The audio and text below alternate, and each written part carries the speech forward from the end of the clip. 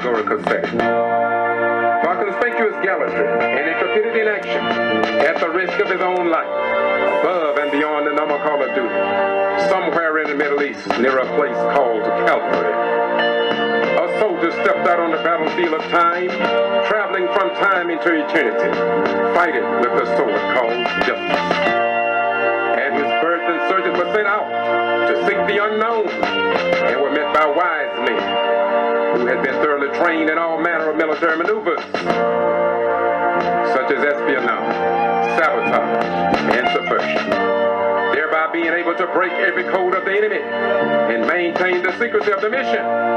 These wise men later operated under a shadow commander, known at the time as a little child, whose mission was codenamed Everlasting Life. On the battlefield of time, he worked his way through the ranks, say 42 generations, but was falsely accused and abused by the enemy. But because of his importunity, he continued to fight with the sword of justice. He told the commanding officer of the enemy forces how his life and that of his comrades could be saved. But they laughed him to scorn and said, "We have power to kill and let live." He allowed the enemy to carry him away captive, but he kept faith in his fellow comrades.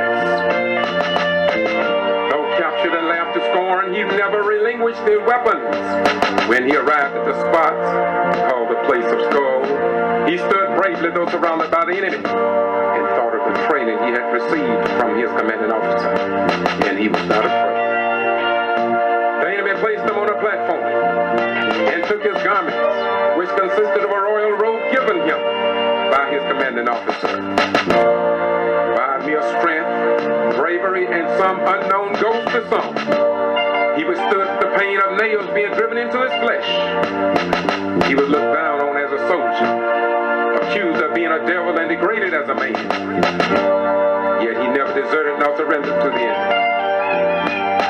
As he was suffering and dying, he yelled out to his father, "Forgive them."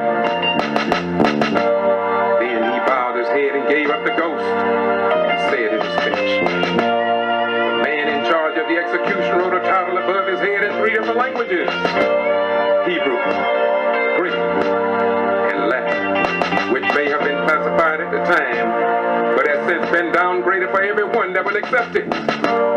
This great soldier was rejected, tortured, betrayed, lied on, brought to trial without a hearing, and sentenced to death for a crime he did not commit. Willingly he gave his life for the wrongs of the world, which was above and beyond the normal call of duty. But he never received a Medal of Honor. He was wounded many times, but he never received a Purple Heart. He was the greatest pilot the world has ever known. He even flew himself into his father's house and sat down on the right hand of the master pilot, but he never received a flying cross. He was placed in a borrowed tomb and arose on the 3rd day. But we have omitted his name from among the world renowned upon this planet. He was a doctor. We refused to make an appointment with him. He was a king, but instead of us giving him a crown of gold, we gave him a crown of thorns.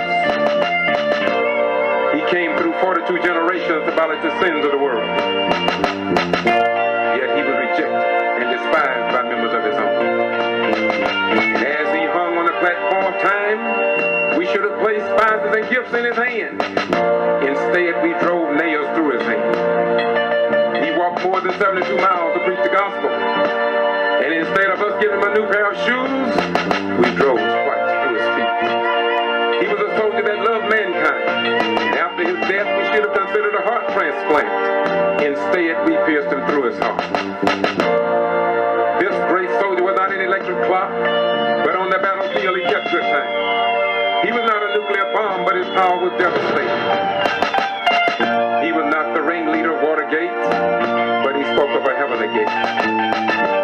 He was not an MX nor a cruise missile, but his love has cruised the world over.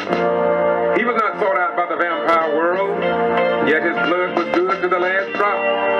This brave, outstanding soldier lived as an angel, died as a thief, and rose to be the mayor of mayors, governor of governors, president of presidents, master of masters, king of kings, and will be crowned Lord of all. For his gallantry and heroic action, above and beyond the normal call of duty, we never presented him with the Medal of Honor, nor the Flying Cross, not even a service medal. But today we as a people should recognize him as a king of kings, master of masters, supreme and everlasting comrade, beyond the wisest man's comprehension, and truly the Son of God.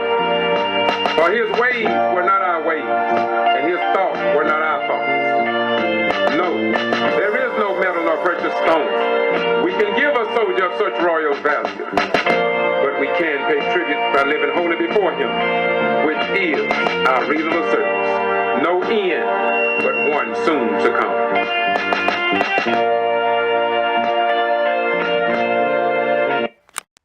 This was a special writing that I did while stationed at Klamath Falls, Oregon in 1984. I now repost this under the heading and in recognition of the 44th President of the United States of America, President Barack Obama, the 44th President of these United States of America, the first black president, to whom God all praise is due forever.